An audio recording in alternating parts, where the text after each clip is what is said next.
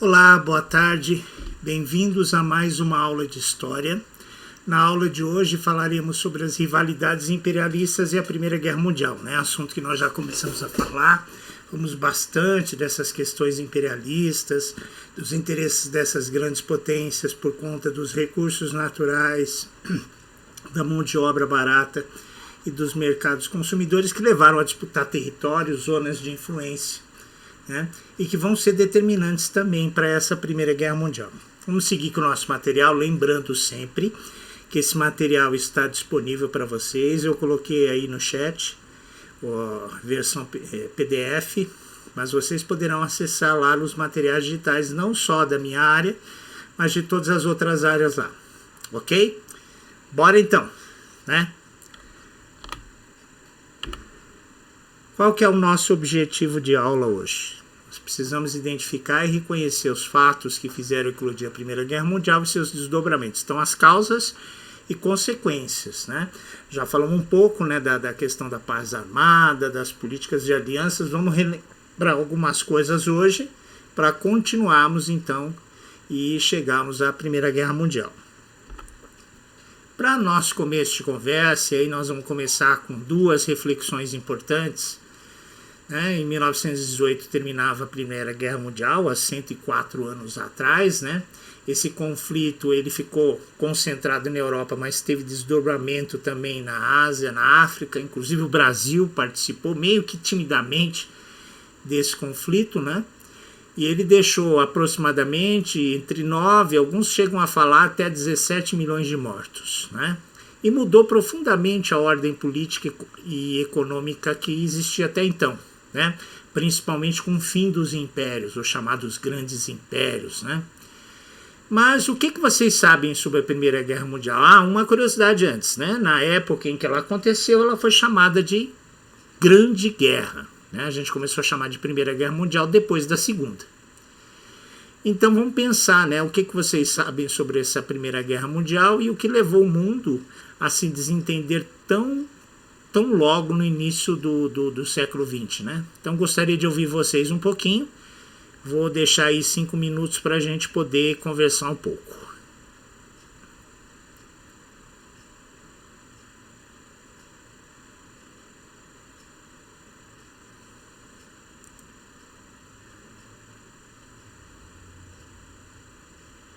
Sempre aguardando vocês, ansioso por ouvir vocês. E também, já aproveitando, falar dessa imagem que está do lado aí,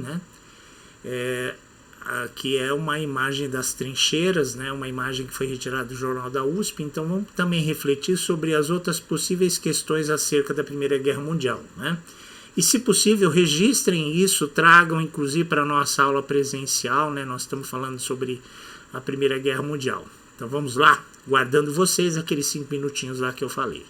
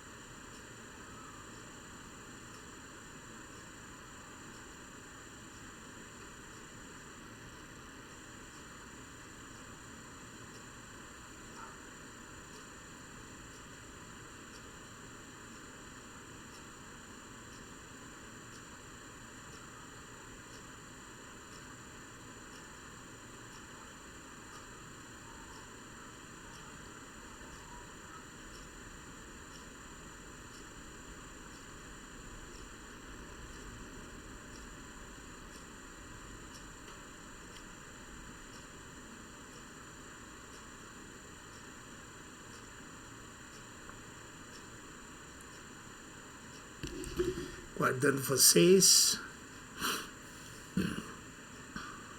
Mais 2 minutinhos aí. Ouvindo ansiosamente vocês.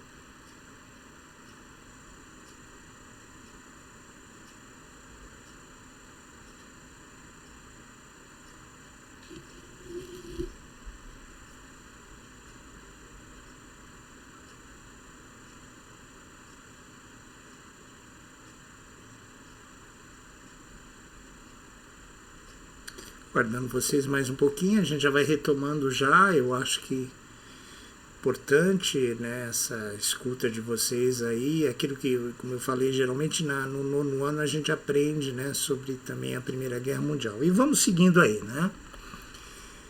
É legal também a gente pensar que tem aí alguns materiais que nos ajudam. Aqui tem um material gráfico, que é um cartaz, ó, que chama para mobilização geral dos exércitos franceses, ó lá, né? Porque essa guerra é uma guerra total de mobilização popular, de mulheres e homens, mulheres que vão ocupar as funções dos homens nas fábricas, em todos os aspectos da vida cotidiana, e os homens que vão para o campo de batalha. Eu estou colocando aqui um vídeo, inclusive o link está aí do lado, que vocês poderão assistir depois também, mas a gente vai assistir aqui, né, bacaninha aqui também, esse vídeo sobre a Primeira Guerra Mundial, né? Só não consigo acessar aqui, mas eu coloco aqui o link e a gente assiste, perfeito?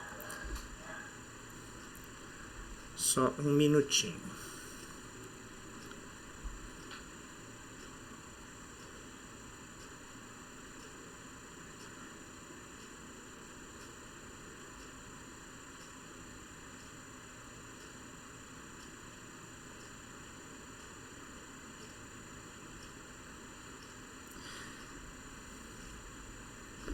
Vamos seguindo. Um dos fatores que provocaram esse conflito foi o nacionalismo, né? Essas ideologias nacionalistas exaltavam as qualidades do Estado-nação, a ideia de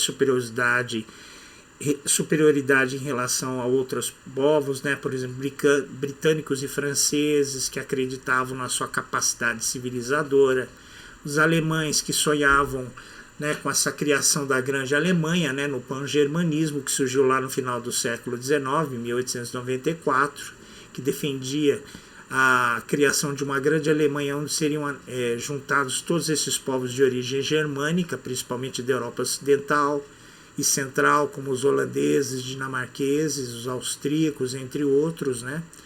E os russos, que defendiam também o pan-eslavismo, né, a unificação dos povos eslavos dispersos pela Europa Oriental e pelos territórios do Império Austro-Húngaro, sérvios, eslovacos, poloneses, tchecos, né? Mas também havia o pan-eslavismo sérvio, né, cuja missão era agrupar os eslavos do sul da Europa, eslovacos, croatas, búlgaros, né? Apesar dessas rivalidades, a paz foi assegurada por conta de uma política do chanceler alemão Otto von Bismarck, que durante o período de seu governo e após a Guerra Franco-Prussiana de 1871, procurou fazer uma política de não confronto com a Grã-Bretanha, né? Procurando manter a Grã-Bretanha isolada, neutra e manobrando principalmente contra a França. Porém, ocorreu uma crise, né, principalmente após a saída do Otto Bismarck em 1888, que foi chamada o golpe de Agadir, né, que manteve uma tensão entre a Alemanha e a França por conta do Marrocos, né. Mas isso acabou sendo contornado por manobras políticas, diplomáticas em 1912 e criou um acordo que beneficiava tanto a França, né, o Marrocos seria o protetorado francês, e a França concedia à Alemanha colônias na África Equatorial. Trata-se de um ponto considerável de vantagem para a Alemanha, ainda que a região que essas colônias foram concedidas ao país não se abrisse para o Mediterrâneo. Pelo contrário, é uma zona bem longe dele. Mas mesmo assim foi que a Alemanha começou a criar o seu império colonial. Né? Perfeito?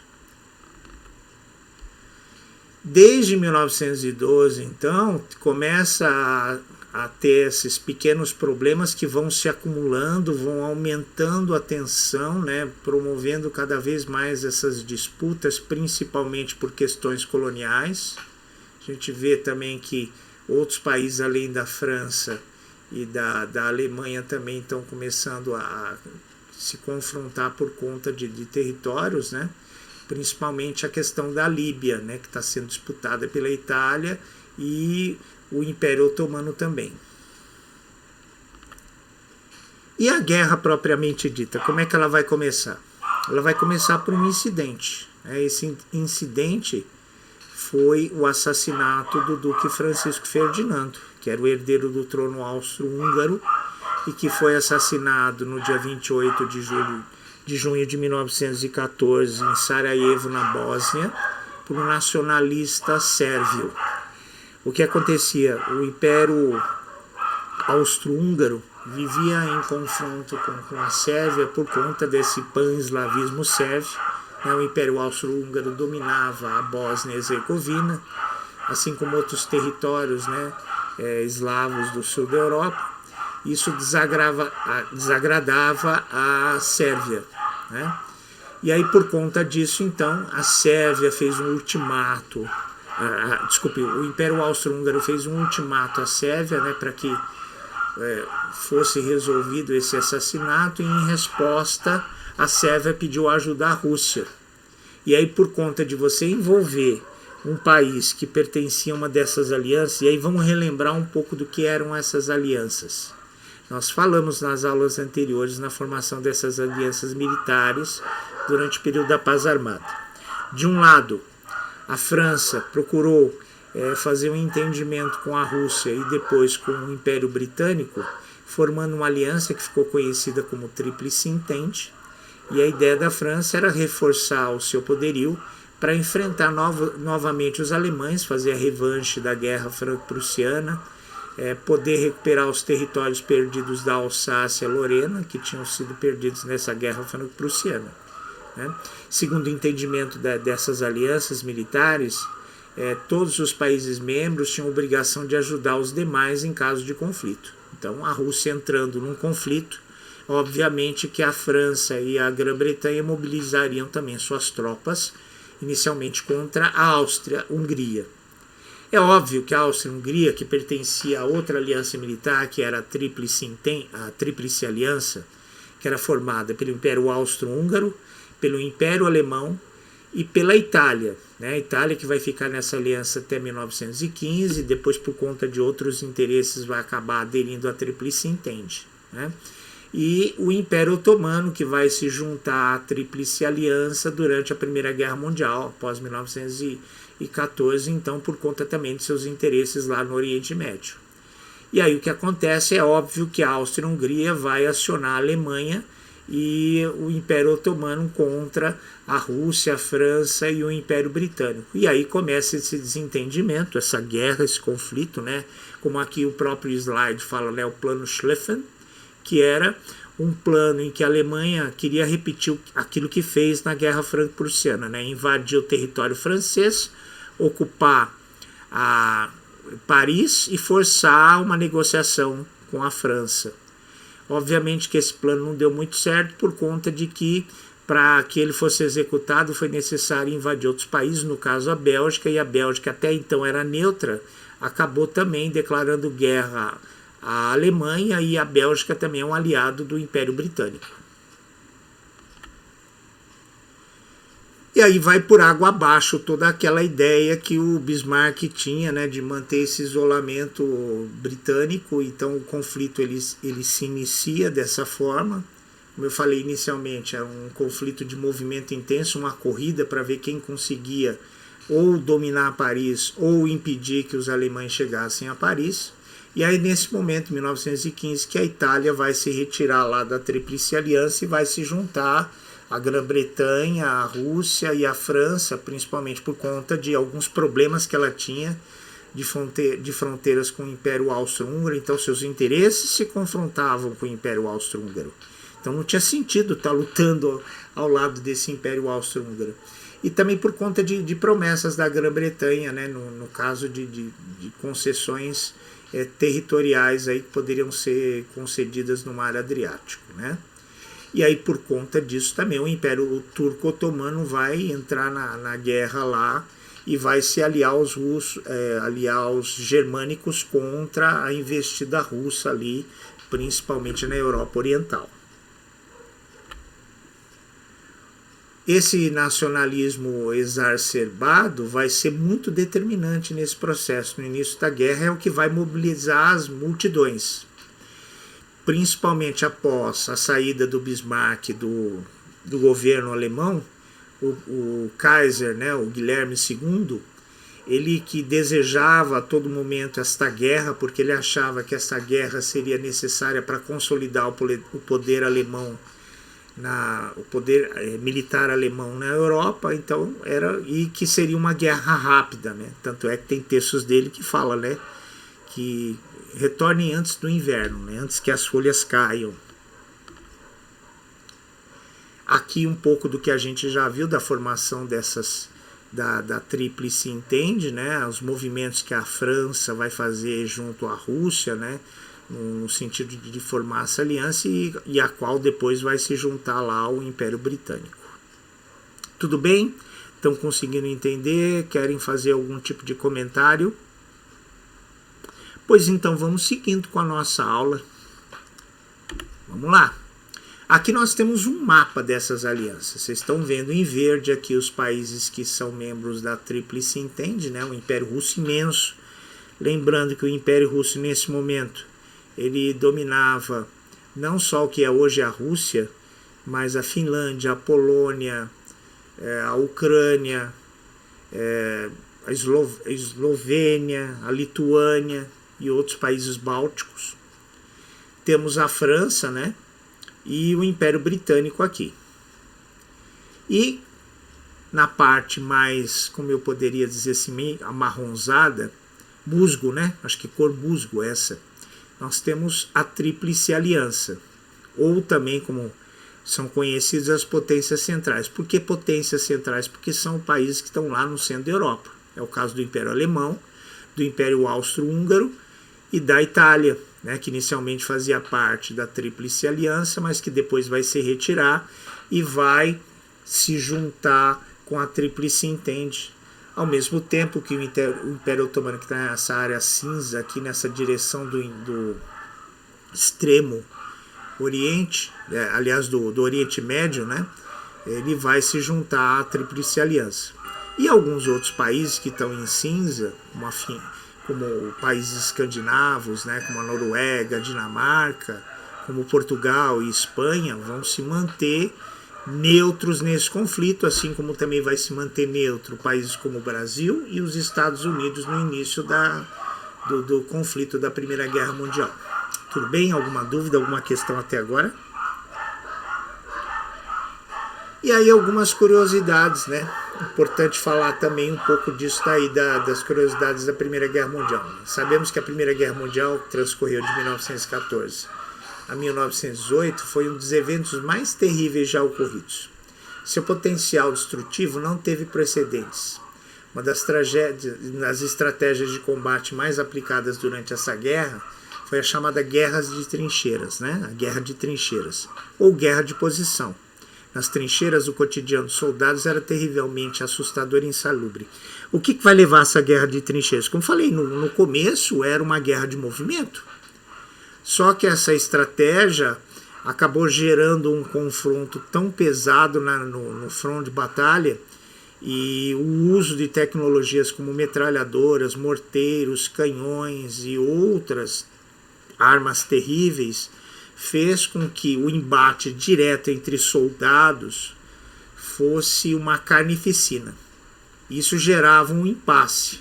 Esse impasse ele vai se dar principalmente por conta da formação dessas trincheiras, que são essas valas onde os soldados se abrigam e permanecem lá esperando uma oportunidade para avançar. Então eles vão de uma trincheira a outra, e o espaço entre as trincheiras de um exército, como por exemplo o espaço entre a trincheira entre o exército do Império Alemão e as trincheiras dos exércitos franco-britânicos, era chamada Terra de Ninguém, né? Terra cercada por arame farpado, onde geralmente caíam as bombas, onde a metralhadora comia solto, né? E onde havia muitos corpos geralmente, porque a estratégia era tentar avançar, sempre que havia uma possibilidade de tentar um avanço, e toda vez que eles levantavam lá era chumbo para todo lado, e muita gente morria, e eles acabavam então ou retornando para a trincheira anterior, ou se abrigando na trincheira mais próxima, né? Nós vamos ver agora um pedaço de um relato de um soldado alemão que participou da Batalha do Somme. Vamos lá ver o que ele fala. Ele diz o seguinte: estamos tão exaustos que dormimos mesmo sob intenso barulho. A melhor coisa que poderia acontecer seria os ingleses avançarem e nos fazerem prisioneiros. Ninguém se importa conosco. Não somos revezados. Os aviões lançam projéteis sobre nós. Ninguém mais consegue pensar. As rações estão esgotadas. Pão, conservas, biscoito, tudo terminou. Não há uma única gota de água. É o próprio inferno. Então vocês estão vendo a situação, né, desse soldado que faz esse relato aí.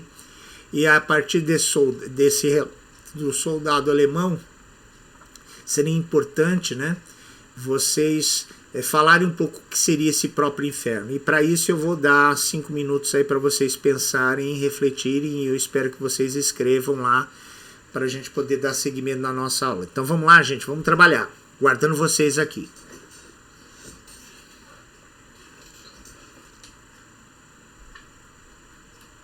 Guardando as interações.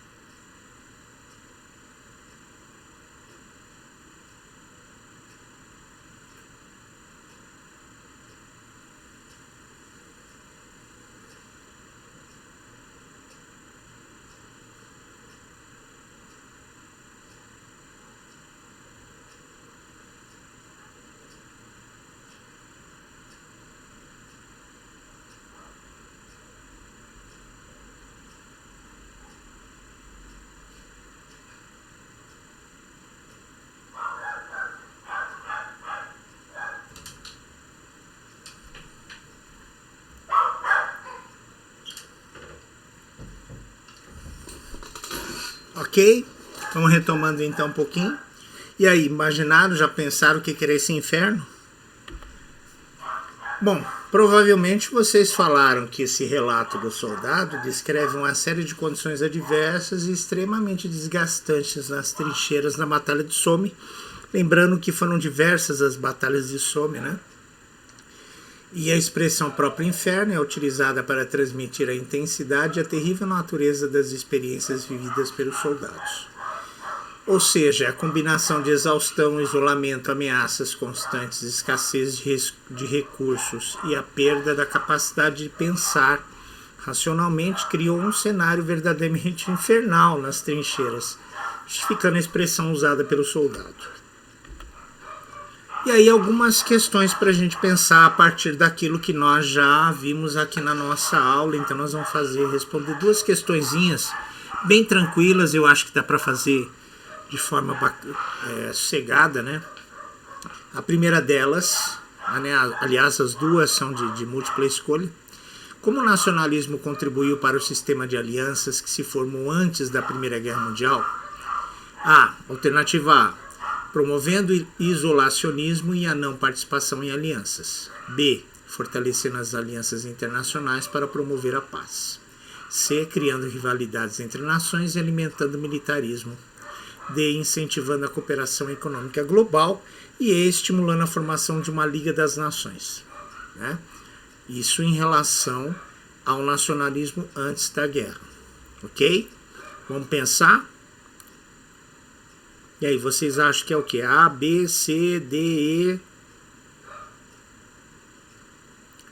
Vamos para a próxima questão? Lembrando que fica sempre aqui na tela, né? Para vocês darem uma olhadinha. Acho que uns 2 minutinhos. Apesar que tá bem fácil, gente. Bem fácil. É só ler com calma as alternativas que vocês vão chegar à correta. Ok? Perfeito? Posso ir? Vamos lá para a próxima. Na 2. Qual foi um dos principais impulsionadores no nacionalismo que contribuiu para as tensões pré-Primeira Guerra Mundial? Alternativa A, a ascensão do Império Otomano. B, a busca por uma aliança pan-asiática. C, o declínio do movimento pan-africano. D, o desejo de unificação nacional em alguns países europeus. E E, a promoção da hegemonia cultural chinesa. Bem fácil também. Vamos pensar uns 2 minutinhos aí, dá pra gente fazer as duas aí de boa e daqui a pouco a gente faz a correção. Perfeito?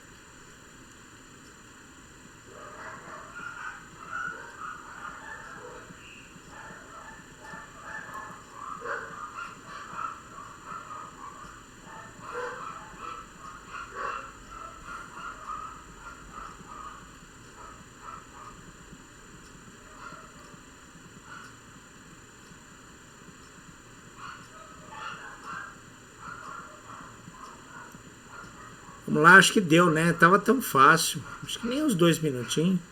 Vamos lá. Vamos ver as respostas. Vamos ver se vocês acertaram. Vamos lá. A correção da questão 1 é óbvio que era a alternativa C, criando rivalidades entre nações e alimentando o militarismo, né? Por que isso? Porque esse nacionalismo ele desempenhou um papel central na criação de um ambiente hostil e competitivo, né? Chamada paz armada, em que as nações buscavam alianças e expandiam seus exércitos para proteger e promover seus interesses nacionais. Essa dinâmica, em parte influenciada pelo nacionalismo, contribuiu diretamente para o desencadeamento da Primeira Guerra Mundial.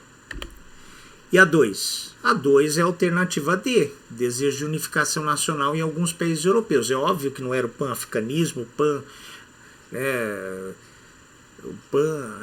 hegemonia da cultura chinesa, né, como estava lá nas alternativas. Por que isso? Porque o desejo de unificação nacional estava intrinsecamente ligado à afirmação de identidade, de resistência contra poderes estrangeiros, de busca de prestígio internacional e competição entre as nações europeias. Esses fatores combinados ajudaram a criar um ambiente tenso e propenso a conflitos, contribuindo para as tensões pré-Primeira Guerra Mundial, né? Então, pensar nisso também.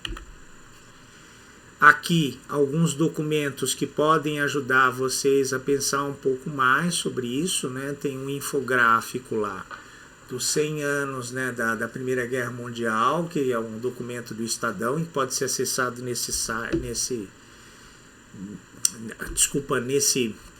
link que eu coloquei aqui. E o outro é uma reportagem da National Geographic que fala sobre a arqueologia, né? O título da reportagem é Arqueologia revela segredos das trincheiras da Primeira Guerra Mundial. Raios laser e fotografias aéreas estão ajudando a desvendar as histórias ocultas da Grande Guerra. Né? Na época, como eu falei, a Primeira Guerra Mundial foi chamada de Grande Guerra. Né? Principalmente essa arqueologia leva em consideração as trincheiras. Vamos resumir o que nós vimos na aula de hoje. Nós conseguimos identificar e compreender os fatos que fizeram eclodir a Primeira Guerra Mundial, né, os fatores, esse nacionalismo, essa disputa territorial desses países que vão buscando novos mercados e que vão buscando também fazer essas alianças para garantir os seus interesses, e as consequências que isso vai ter e que vai desencadear depois da Primeira Guerra Mundial. Ok? São essas as nossas referências. Eu vou deixar alguns minutos aqui à disposição para estar conversando com vocês a respeito da nossa aula, esclarecendo as dúvidas e outros assuntos que porventura vocês vão necessitar aí. Perfeito? Mais uns minutinhos, há uns 5 minutos aqui para ouvir vocês.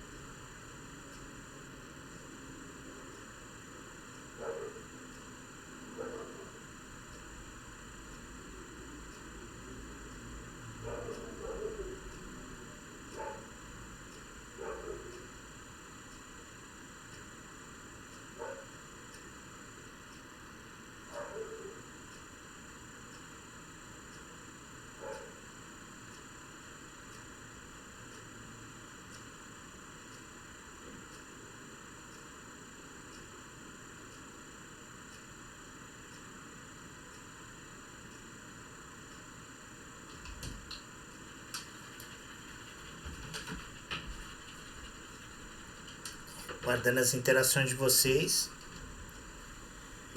Sempre pronto para ajudar vocês nas dúvidas de vocês. Perfeito?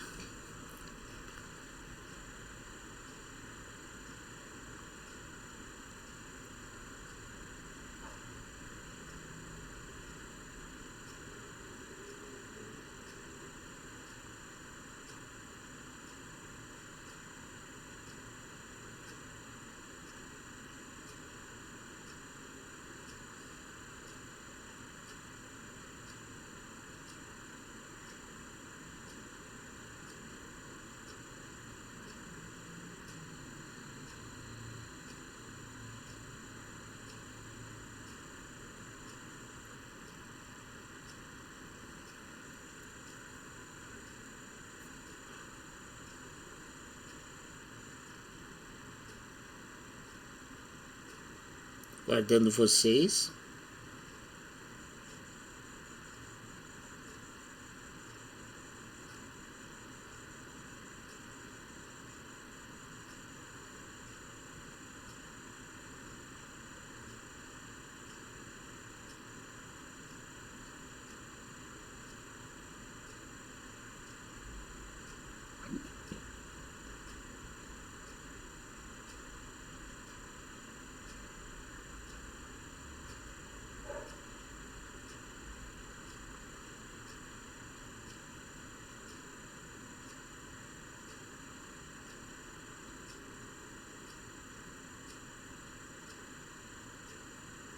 Guardando vocês.